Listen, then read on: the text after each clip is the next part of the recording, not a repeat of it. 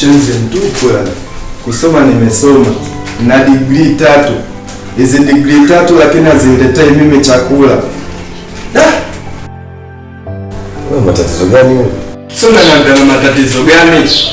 Wewe usomesha umenisomesha madudu yamekaa ndani tu hayana hata faida.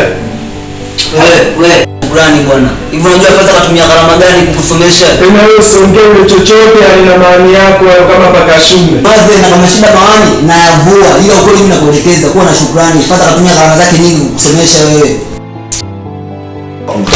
Mbavu. Kacheni. Chela. Yaani wewe unamwambia huyu achane na mimi. Sasa utaona hivi vitu vyenyewe na vichana usishangae. Nakwambiaje? Umwezi utoboi. Yaani bora nende nikakutoe kafara. Sasa muone mtoto. Ndio mwisho mimi ndo nataka na haruka sasa.